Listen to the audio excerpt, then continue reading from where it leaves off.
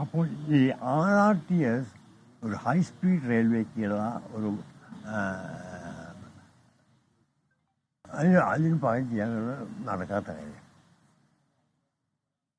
ഇപ്പോൾ നമുക്ക് കൊല്ലം ടു ട്രിവാൻഡ്രം മാത്രമാണെങ്കിൽ നടക്കാം.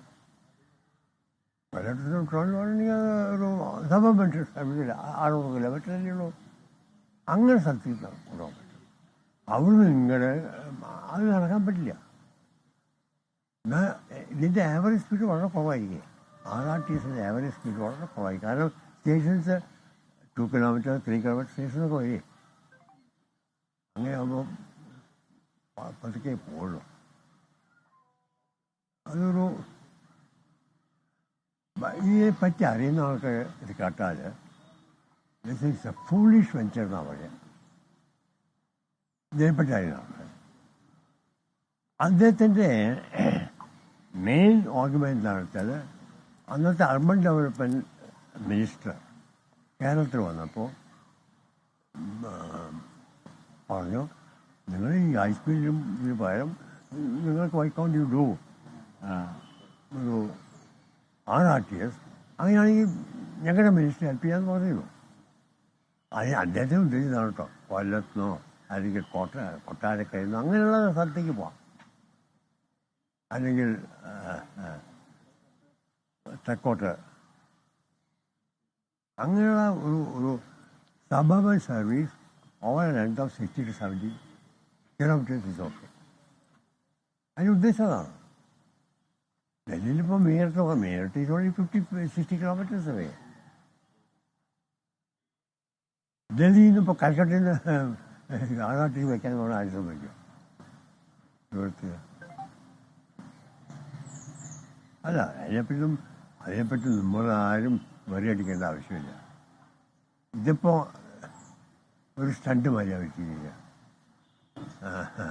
ഒരു ഇലക്ഷൻ സ്റ്റണ്ട് മാതിരി മാത്രമേ ചെയ്യുന്നുള്ളൂ. ആൾക്കാർക്ക് ഉള്ള മനസ്സിലാവും. ആ സമയത്തിനുള്ളിൽ എൻ്റെ ഉദ്ദേശം വേഗം അതിവേഗ റെയിൽവേയുടെ റിപ്പോർട്ട് വേഗം ഉണ്ടാക്കാം. റിപ്പോർട്ടിനകം താമസമാണെങ്കിൽ ശരി, അതിൻ്റെ കംപ്ലീറ്റ് രൂപം ഫൈനലൈസ് ചെയ്തിട്ട് നാട്ടുകാർക്ക് അറിയിക്കണം. എല്ലാവരും അറിയിച്ച് പല ദിക്കിലും പോയിട്ട് ആർക്കൊക്കെ അതിനെപ്പറ്റി വിഷമമുണ്ടോ, എന്തൊക്കെ വ്യൂണ്ടോ അത് നിങ്ങളോട് പറയാം. എന്തൊക്കെ ആൻസർ ചെയ്ത കാര്യങ്ങൾ അനുസരിച്ച് കൊടുക്കുക. നിങ്ങളതിനെ ഞാൻ അതിനെപ്പറ്റി ഇത് സ്റ്റഡി ചെയ്യുന്നു. ഞാൻ വിചാരിച്ചതിലൊക്കെ എത്രയോ വലിയ വലിയ ഉപകാരം വരാൻ പോകുന്നു കേരളത്തിൽ ഈ RRTS. അതിൻ്റെ ഇംഗ്ലീഷോടെ അവിടെ ഒരു പേപ്പർ വെച്ച് അത് തട്ടിയെടുക്കാൻ പറ്റില്ല. അതിൽ ഞാൻ ആഗ്രഹം, നമുക്ക് കാര്യം ഇമാജിൻ ഒരു ഈ ഹൈ സ്പീഡ് വന്നിട്ടുണ്ടെങ്കിൽ കേരളത്തിലേക്ക് thousands and thousands of tons of diesel അതിൻ്റെ ആവശ്യമില്ല ഇവിടെ, അതിൻ്റെ ആവശ്യമില്ല. അതുപോലെ കാർബൺ ഡയോക്സൈഡിൻ്റെ എമിഷൻ എത്രയാണ് പ്രൊവൈഡ് ചെയ്യാൻ പറ്റുമറിയോ? ഹ്യൂജ്. പിന്നെ ഓരോരുത്തരും ഇത് തന്നെ ഇപ്പോൾ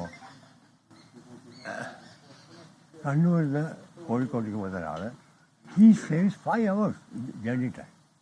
അങ്ങനെ എത്ര ആൾക്കാർ? ഒരു വണ്ടിയല്ലല്ലോ.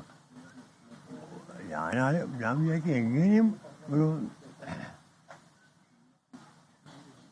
160-180 ട്രെയിൻസ് കൂടെ അപ്പ് ആൻഡ് ഡൗൺ. എന്നിട്ട് ആൾക്കാർക്ക് എന്ത് സേവിങ്, ടൈം സേവിങ്. ഈ ടൈം സേവിങ് എന്തെല്ലാം ഉപയോഗിക്കാം.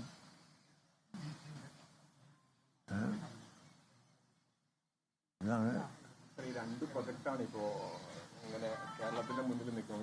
ഇല്ല, ഞാൻ പറയുന്നത് നിൽക്കുന്നുള്ളൂ.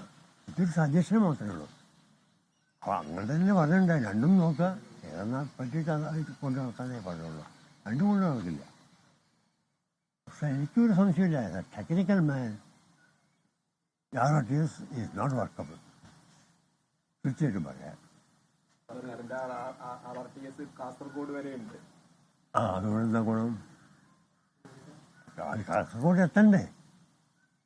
ഇപ്പോഴും പുറപ്പെട്ട് കറക്കുക.